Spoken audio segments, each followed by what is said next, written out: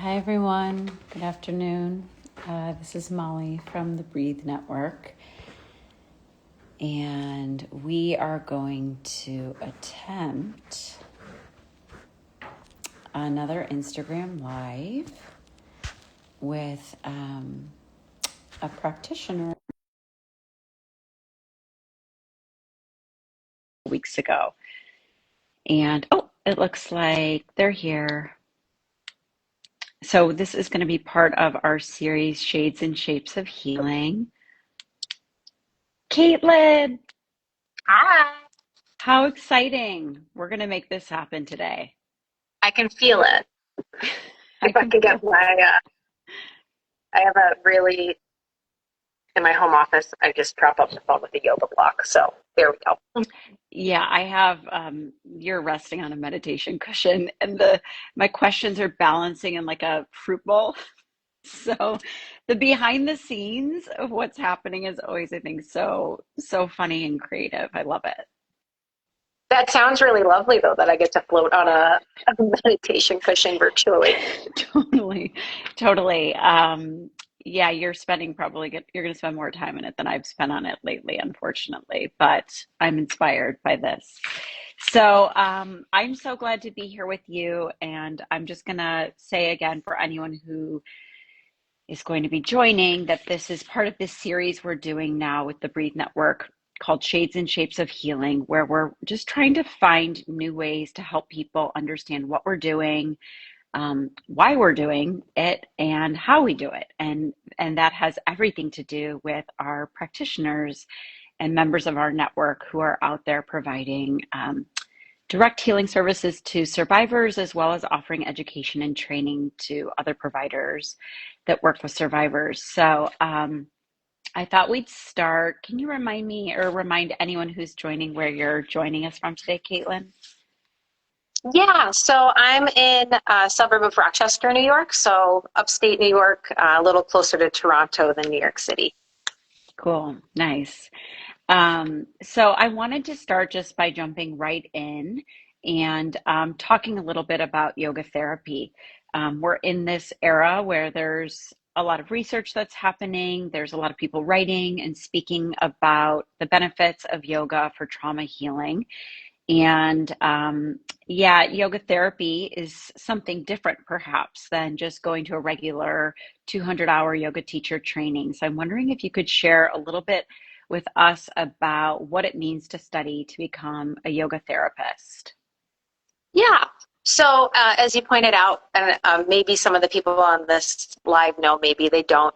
It's a 200-hour training to become a yoga teacher, which is, what many of us think of as someone who teaches at a gym or a yoga studio. Um, Fun fact, you can get certain pilot's licenses do not require 200 hours of training. Hmm.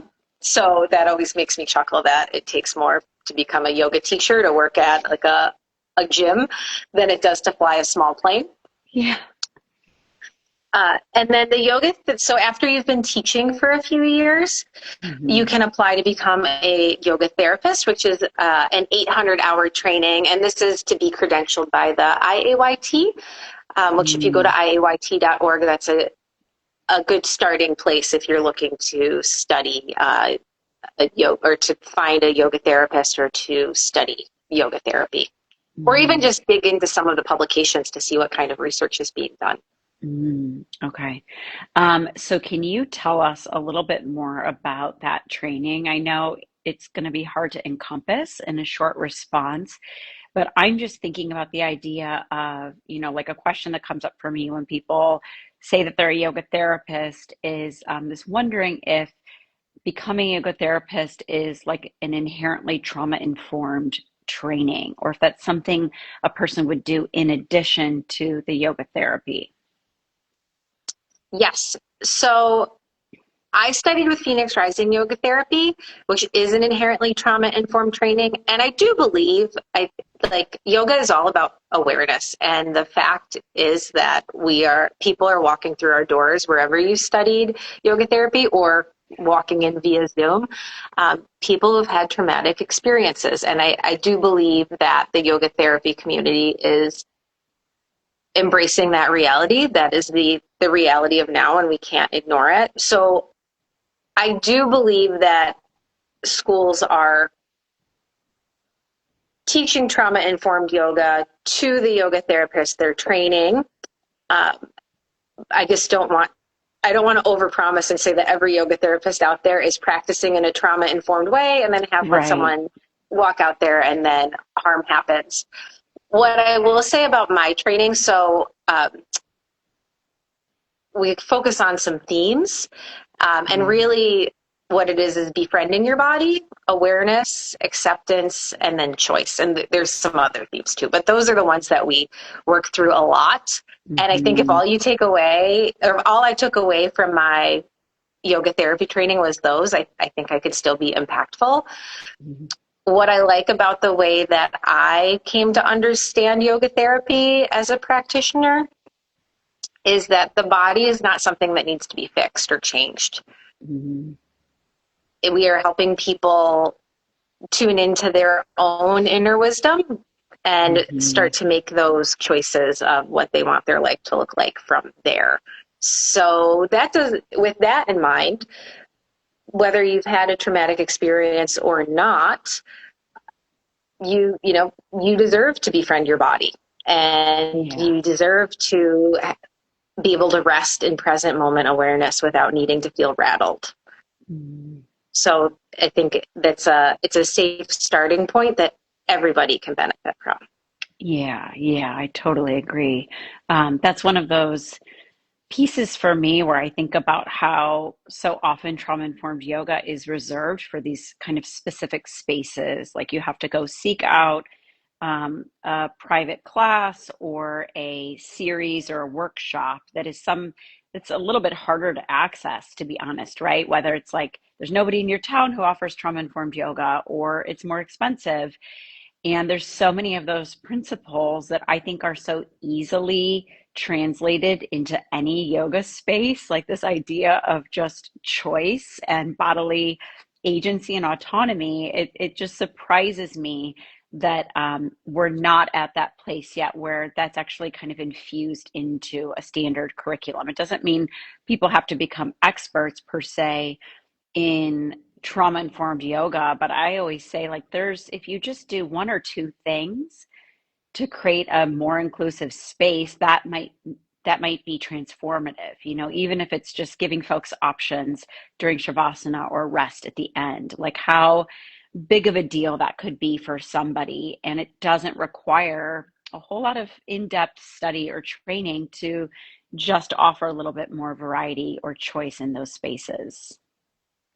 Yeah, absolutely. And I think if there are yoga teachers who are watching this, because you only know what you know Right. until you know something more or something Right. else. And I've talked with a few groups on, maybe some languaging that can be a little bit gentler, a little bit more inclusive when you're teaching a group class. A lot of what I do is one-on-one, but I also do some groups. And it can feel, I don't want to make any teachers watching this feel like overwhelmed. I've been doing it wrong because I've been there.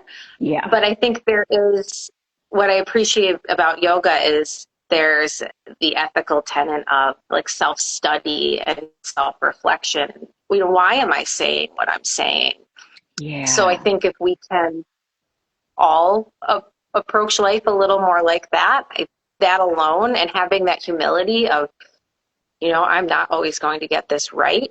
I think if we're Hmm. transparent with our clients or our yoga students in that way, I think that also opens up a little bit of bridge so that if there is a rupture and if Hmm. something is harmful to a student, even if it's well intentioned, if you have created a space where the student can come, like I always ask for feedback, questions, concerns after a Yeah. class. Yeah. If someone can come up to me and say, oh, this was really hard for me, and maybe in my younger years of teaching, I might have gotten defensive, but Hmm. instead now to be able to soften into it and say, okay, well, this is the reality that is here, then there's a bridge to really repair that relationship. Yeah. And it also, to me, I think it is a reflection that you communicated or created enough safety in that space where that person feels like they can actually approach you with that kind of feedback. You know, if you did something that made it feel like you're on a pedestal or there's a hierarchy here, I think that presents a barrier for people to give that kind of honest feedback. So I totally agree. I think that some of the biggest learnings I've had have happened when there's been those misattunements or me making a mistake and then just being human, you know, and having done a lot of my own work, I'm like, yeah, I messed up, or I regret the way that I languaged that, or it was too soon for that. And now we know and we can back it up. And this is, you're having a different experience of me, with me than maybe you've had with other people where there was conflict or confusion or stress. So I appreciate you naming that. One of the things that happened for us on our call a few weeks ago was that we couldn't connect. So I came, you know, I had my plan for the questions I was going to ask you, and we set aside the time, and then it didn't happen. And then there were some people there. So when we couldn't talk, I was just kind of winging it for a couple of minutes and trying to say something that would make them excited to come back. But what I said then and what I'm interested in talking a little bit about now is just even with all of the training, there's what I've noticed in yoga teacher training spaces that are around trauma-informed yoga. And sometimes people want a little bit of a script, like they're asking you for like, what is a sequence that is trauma informed? I want to write down every single trauma informed phrase, and yet, you know, and I know, and anyone who's being honest about teaching yoga knows that like sometimes you have to change the plan in the middle of a class, or you show up with a plan, but who comes into the space, you realize that plan's not going to work. So I wonder if you could share with us about kind of how you hold that flexibility, or how even in your planning for workshops or private lessons, you make space for those moments where you're going to have to kind of in an instant get creative and go in a different direction. And if that's ever happened, which I'm guessing that it has. Oh, it happens so often. And not to sound like a broken record, but it is all about that being present in the present moment, you know, Yeah. awareness of the present moment. Hmm.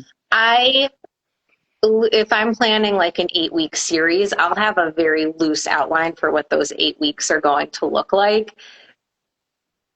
And the theme actually kind of anchors me. So if I come up with a theme for the 8 weeks, or there's yoga's ethical practices that I touched on earlier, the yamas and the niyamas, which I do Hmm. recommend to. It's a very feel-good read. If you need a feel-good Hmm. read, Deborah Adele's version is pretty popular in the yoga teacher world.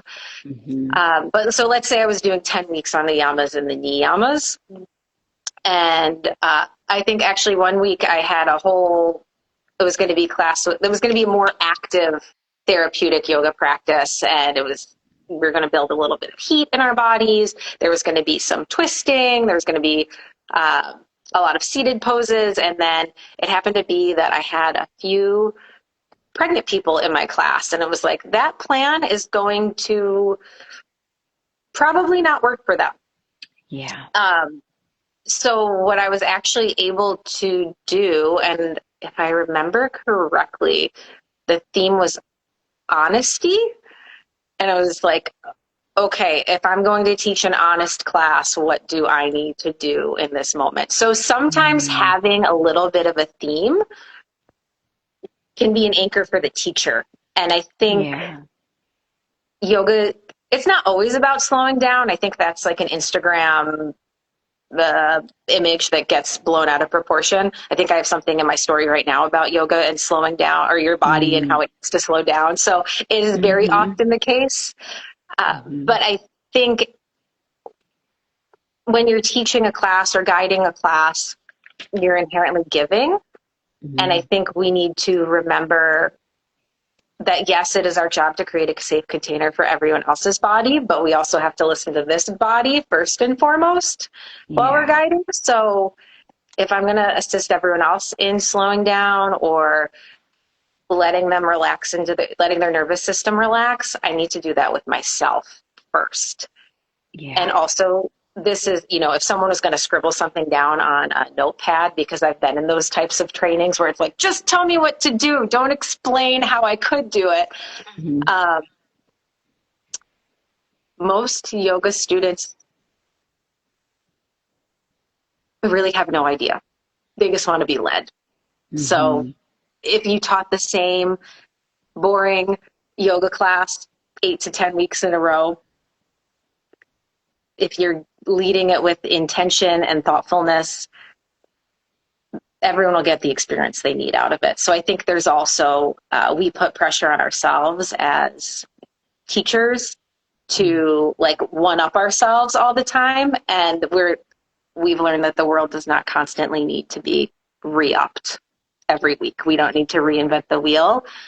We actually know that the nervous system really likes repeating Right. and exploring within those boundaries that we already know. Yeah. Yeah. I think that that's like really useful information for any yoga teacher and every yoga teacher to hear, because I do think there can be that sense of pressure to constantly be creating something new and different and novel. And yeah, there's research that shows that there's our own lived experiences that show that there's something really beautiful when there's a little bit of predictability, so much so that you can kind of turn off that part of you that's having to be listening so hard to every single cue, and you can turn your attention more towards your own body. And I think there's like time and space for all of it. And there's days where it's really helpful and anchoring to have a teacher that's like keeping you kind of on your toes with something so different and unexpected, because it might help you like not be dwelling in your own experience if you're needing a break from that. But then there's other times where it's like all of that, all of those extras can end up feeling a little bit cluttering or take you away from the experience of going somewhere that's a little bit beneath language. So, yeah, thank you. So, one of the there's many things I love about your work, but one of the things I really wanted to ask you about, because it's so important for survivors of any kind of trauma and specifically sexual trauma. It's also something that really informed the way that I organize the Breathe Network, is your collaboration across healing modalities. So we know that there's really no one size fits all healing modality for any person, that I personally haven't found any healing practice that can address every single piece in my experience of my healing experience. And so I've gotten a lot of benefit from working with a number of types of providers. And so I'm wondering if you could share more about what that's looked like for you to collaborate across healing modalities, how that helps you in terms of scope of practice or just building relationships and community. I always think about like you get a chance to learn from other providers about the work that they're doing, which I think is always so fascinating. So, could you share more about that? Because it is actually still a little bit unique, I think, to be so interdisciplinary in your practice. Yeah, thank you for that. It's actually interesting. I have a networking group. We meet once a month, and we met this earlier this afternoon. Hmm. And it's a social worker who leads it. And that was one of the first things she said this morning is, um, you know, 1 hour of therapy a week is not enough for healing. Hmm. And so I also find surround myself with other practitioners who are like very humble, which I think is Hmm. also a great place to be for trauma informed healing. Um, yeah, I personally, I came to this work because I was a dancer, so like movement came relatively easily. Hmm. Um, but I even think I'll use myself as a personal example. I actually did probably from too much vinyasa yoga in my early 20s. Hmm. I got a lot of shoulder arthritis, probably also coupled with a stressful job where I was hinged over a computer all the time. Hmm. And I really thought I was like, I will heal myself with yoga. I am going to fix this shoulder. I will take every training on shoulder mobility, strength, whatever I need to do to get this shoulder back to where it needs to be. Kept trying, was not fruitful. So Mm. through working with, at the time, I didn't really have much of a meditation practice, but so through guided meditation, through working with a chiropractor, massage therapist. It was like as soon as I opened myself up to these other healing modalities, I started to feel better. So if you have to try, you got nothing to lose. Um, and I think I learned so much from everyone that I work with personally and in terms of my business when I'm collaborating with acupuncturists or other yoga teachers or therapists. I learn from them, Hmm. and it actually ends up benefiting my clients long term because when they need something, I'm like, this is who you need to see, or like this is something you Yeah. can explore. And I think it also lets us see what are the threads that kind of keep us a little bit stuck if they start to show up, not just at yoga, but also with our talk therapist and with our acupuncturist. It's like you can't ignore what you keep seeing over and over again. Hmm. Um, and and then it can start to shift, once you really shine a light on it and have that awareness of, oh, this isn't just happening on my mat. This is also happening when I speak. Um, or wherever I am. And even this past month, personally, I've had um, one of my colleagues did a birth chart reading for me. It was fantastic. Like Mm. so many insights. Yeah, I bet. Uh, Dream work. Christina, who owns a building across the street from me, she does dream work. So Mm. many powerful insights. My own yoga therapist. So I'm in a place right now that I can really just kind of sit back and enjoy it, fortunately, and Yeah. just learn about what my next steps are, where I've been, where I'm going. So even if you're not in a place right now where you're really hurting, you feel like, you know what, I've done a lot of my healing work, step outside your comfort zone a little bit. Yeah. Yeah. I appreciate that. And I also really like, um, you referenced earlier your own like presence or attention to yourself when you're teaching yoga as a resource for just how you're going to actually teach that class, like coming back to yourself in your teaching. And I think about the collaborating with other practitioners. I always feel so supported when I know that I'm kind of holding this healing container for somebody with other people, that we're all kind of holding that person together in their healing process. So yeah, it's just a piece of, I think, an approach that I wish and would like to see get more and more, readily embraced, where people step outside of their own scope to learn from other practitioners. And that also does take a certain degree of humility, to say like, oh, I don't know enough about this to guide you in that area. It's a great question, but I do know somebody who could answer it for you. So thank you for just modeling a really important way to support people in their healing. Um, you have a couple areas of specialty that I've seen through the work that you're doing, specifically eating disorders and perinatal mood disorders. And I'm wondering if you would be able to share a little bit about the intersection of sexual trauma and eating disorders, and maybe where yoga comes in as a resource that can help somebody who's kind of navigating both of those experiences. Sure, absolutely. One thing that they have in common certainly is that they can, whether it be sexual violence or an eating disorder, and sometimes something like sexual violence could be what triggers an eating disorder, not in every Hmm. case, but it's certainly possible. We Hmm. disconnect from our bodies. We actually intentionally might try to stop feeling everything from the neck down all together. Yeah. We may also try using food to make our bodies look different, because we might feel like, okay, if nobody looks at me, then that won't happen again. Or if Mm, I didn't look like that, that act of violence would not happen again. Uh, mm, so in trying to disconnect from our bodies, eating patterns might change. Where yoga comes into play is that if done in a gentle way, we can slowly start to feel our bodies again, how they mhm. want to move. Um, and actually, how I started working in the eating disorder community, I really had no interest in it Mm, personally. I was a dancer growing up.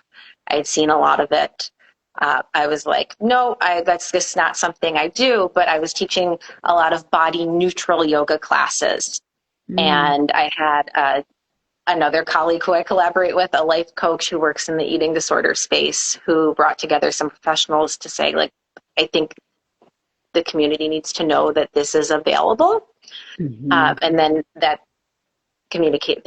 class spun off into me working with the recovery community and the eating disorder community, Mm, which is now it really fills up my heart. So that's mm. another, coming back to the question earlier, why collaborate? Why not? You have no idea what kind of doors it's going to open for you personally or professionally. Yeah. Yeah. So when working with um, a survivor or someone with an eating disorder or in recovery from an eating disorder, we usually start with a very neutral approach, which, to be fair, is not that different from how I approach most of my clients. Yeah. So I am all for body positivity. Do I think the world needs more of it? Yes. But sometimes we just have to start with, like, okay, what's it feel like to move my hand around? And Yeah. this arm it's lifting up, it's lowering down, rather than I love this arm so much, and every day when I get in Right. the car, I look at it and it just makes me so excited to have this body that moves. That Yeah. can also be a very anchoring process, but we're, Mhm. starting with just, uh, you know, literally having a conversation with your body, like almost like it's a stranger that you just met, you know, Yeah. let me get Yeah. to know you. Some people use the Mhm. example of like taking a friend out for coffee, like, how you been? What's been going on? Mhm. So starting there, Mhm. uh, and then the visual comes to me of almost like it's almost like changing colors. Like it might be a little bit white, and then we just start to add some pinkness over here and some green over here and a little splash of blue. It's just like the color kind of starts to come back into your muscles, your bones, your skin, until you know this is a body that I can move through my day with, and Right. long term, maybe even your body can be your anchor of like your source of joy when you get stressed, and really let you be Yeah. present. But that's Yeah. not where we're starting Right. Right. with any type of recovery program. Yeah. Yeah. It's so helpful, and I appreciate you naming that, like neutrality versus positivity, because I think that can create a certain degree of pressure on people to be at a place that they're not ready to be, or that's going to be the end goal, that you would have this super positive experience with your body at all times, which I just think is like an unrealistic pressure for all of us, let alone those of us who've experienced trauma, and particularly like interpersonal violence that's so directly connected to the body. So, okay, so that's really interesting that that's your pathway to getting involved in that community, and now it's a really big part of the work that you're doing. I'm also interested in how you got involved in working to support folks navigating perinatal mood disorders and couples. Sure. I mean, I think so anytime the body changes, it can be Hmm. kind of dysregulating to our nervous system, our, you know, things that maybe we have this idea of like, oh, I used to be able to do this, well, postpartum, like you just delivered a baby. Like you may have guard, like you've been, hopefully you've even had the space to rest and relax the last, 2 months. That's also not the Yeah. case either. So, Right. so I think, therapeutic yoga is very helpful anytime there's a life transition or a body transition. And I Yeah. really thinking about it, I don't know if you can really separate a life transition and a body transition, even with something like a move from apartment to apartment. Right. Um, so how I actually ended up working with the perinatal community, um, Hmm. here's a big transition. Early on in the pandemic, I started to have some people reach out, mostly moms reach out, a couple of dads, moms reaching out saying, so I just had this baby and I pictured, going to the mommy groups and having like mommy and me playtime in this community. And now I've never had a child before. And now I have a child and I can't leave my house. Hmm. You know, I need some yoga or some stress relief. And again, as a practitioner, I was like, there's so much stigma in the world about literally postpartum psychosis and Yeah. postpartum depression. So I'll admit I had like another panic moment, kind of like eating disorders. And I was like, nope, I don't want to do that. I Yeah. was more scared of that sounds really scary. And I don't want to be responsible if something happens. So that led Yeah. me to like broaden my horizons and do more training and really Mm. realize that like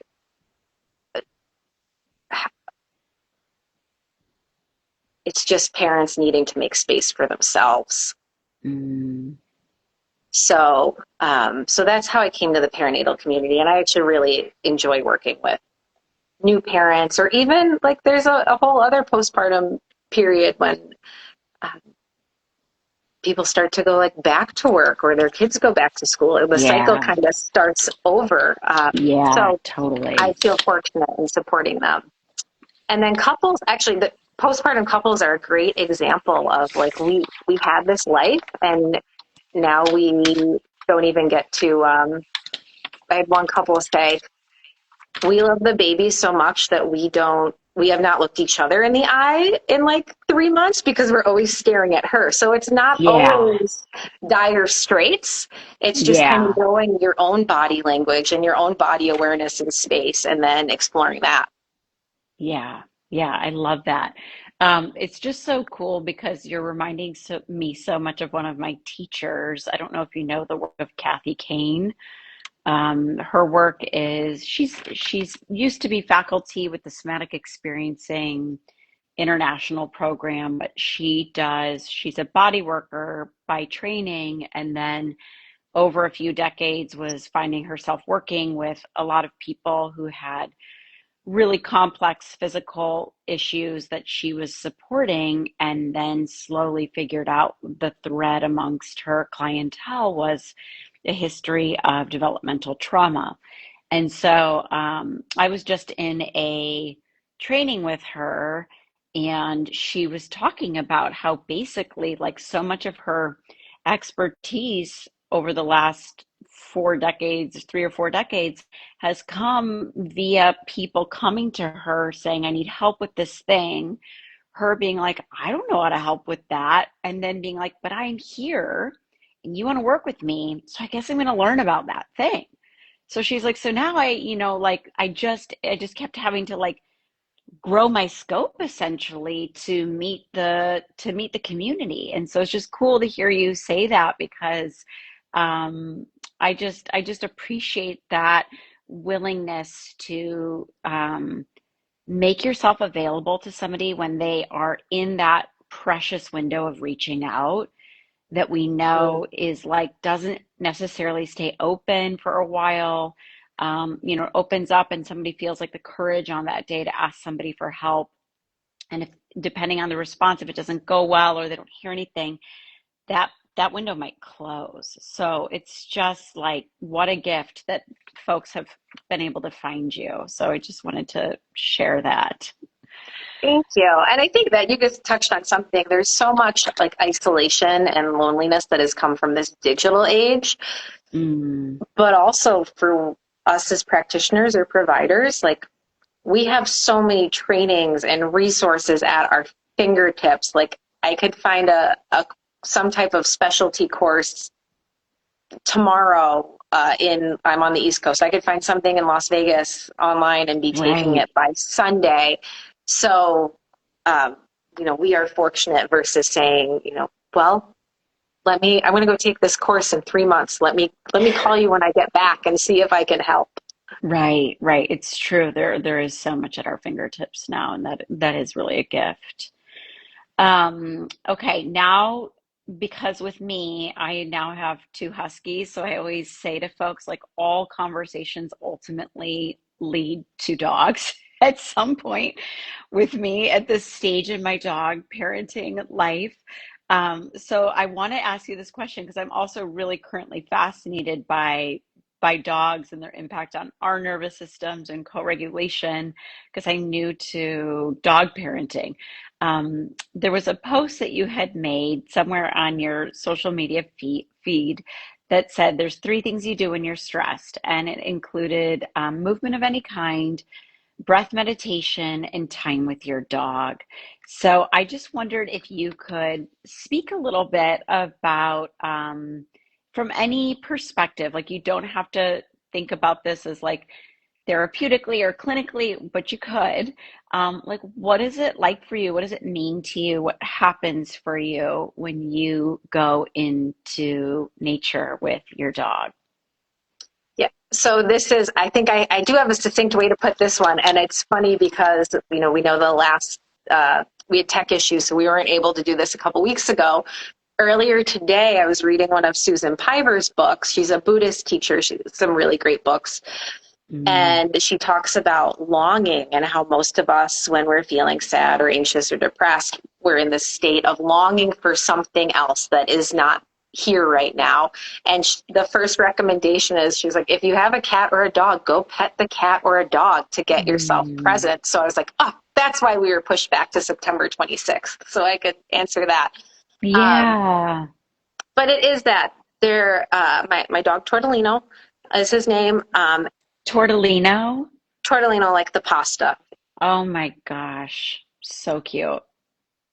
But yeah, and nature does this too. I mean, it's wonderful to have another being there with you, like Hmm. just being able to put a hand on a pet and like that alone is like a breath of fresh air. I can feel myself kind of softening on the inside, but it's got that Mm, presencing effect of, okay, like right now I am here.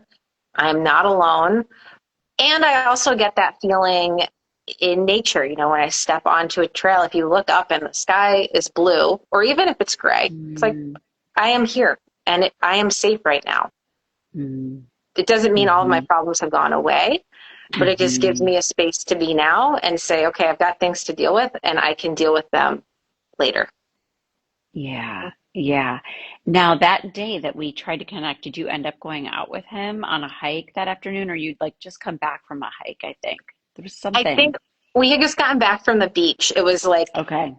this is this is why animals, people too, like getting you out of um, kind of like we touched on earlier, routine can be a really lovely thing.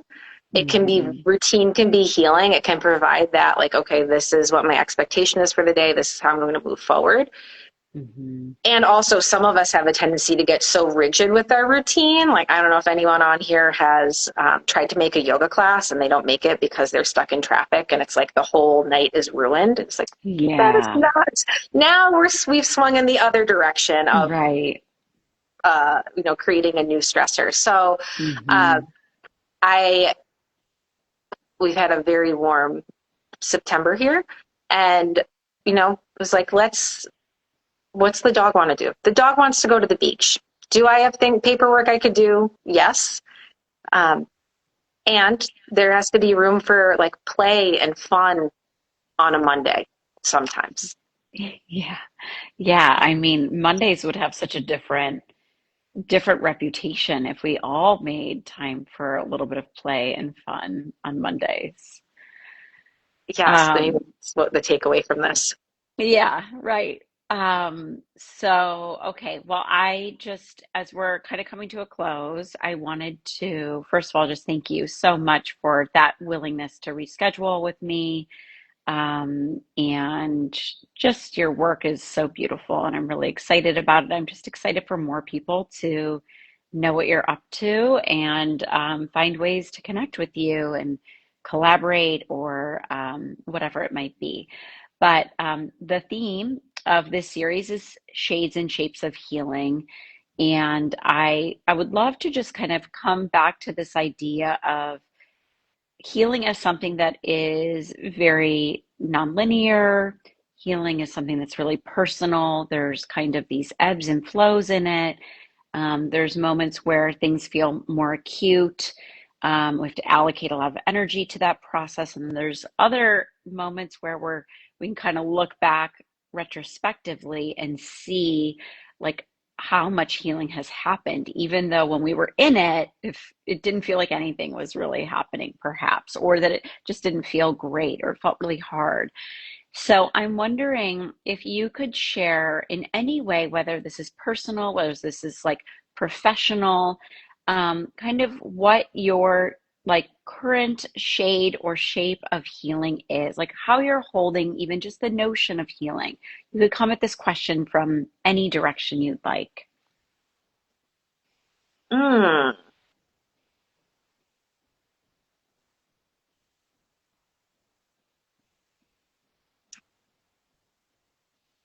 For me, it really is like taking a breath Hmm. and letting myself feel two things. What emotion am I feeling right now? And two, where do I feel that in my body?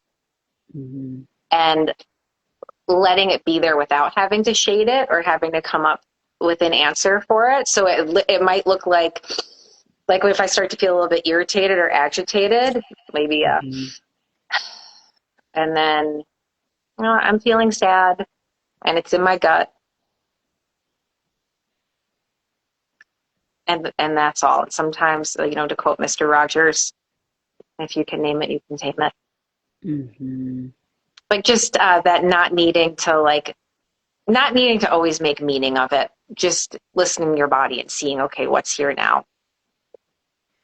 Yeah, I appreciate that because I think that's where we can often complicate our own processes when we have the sensation or feel the emotion, and then we try to like, our brain's like, well, let me figure this one out. And sometimes things just move through us. And there may or may not actually be a story, but being able to notice it is just, I think, such a beautiful way to get a clearer or more intimate map of our sort of inner landscape. So thank you for sharing that. Yeah, and I think it's because I said tame it, but it almost is like letting the feeling be untamed, like just letting it be there, letting it sit. Yeah, yeah, and not like having to expend all the energy to try to not feel it or quiet it down. It's like when it moves through, sometimes I think I know in my work, people and in my own body and life, like sometimes I'm really surprised of like a response that I think might end up being really big. Actually, when I make some space for it, it's just like, oh, I'm not going to be so overcome with grief right now. There might be two or three tears, and then I can feel my breath and I can kind of look around my space again and I can move forward in my day. So I think that that's such a I just appreciate just a really accessible, I think it's accessible, tangible way of just holding the ebbs and flows of that healing process. Yeah, exactly. And then you can make that assessment of like, you know what, maybe this is a big grief moment and I need to maybe I need to take an hour or two this evening to really Right. be by myself. Or maybe I Yeah. don't. Maybe I need to be in community. Yeah. Yeah. Or maybe I need to take my dog to the beach and take off It's the always rest the of my answer. day. That's always a solution to so many things. Is just like go move with your dog. Well, Kaitlyn, thank you so much for the work that you're doing. I feel like even just from this conversation, I've learned so much more about you than comes through even on your Breathe Network practitioner page. And I just really appreciate your willingness to just keep showing up where you're getting called as a healing professional. And whether that's for clients or for your colleagues, I just appreciate the work you do so much. So I'm really looking forward to sharing this with our community, and hopefully some folks can find you for more learning in the future and healing as well. Thanks so much, Molly. And again, I've never had a conference call go wrong that I've received so much graciousness and gentleness and kindness around. So I cannot say that the Breathe Network is not living their truth and embodying it. So thank you. Yeah, yeah, these things happen. This is like the least of our, this is the last thing we need to be getting stressed about, right? Like Instagram lives or tech connections. It's like if it doesn't work out, everyone just goes and does something different. And that flexibility and perspective, I think, is something that also comes with doing this work, right?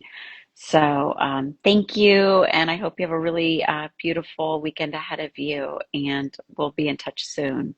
You too. Good to see you. Okay, take good care. Thanks everybody for being here. We'll be back in a couple of weeks with more interviews. Take care. Bye. Bye.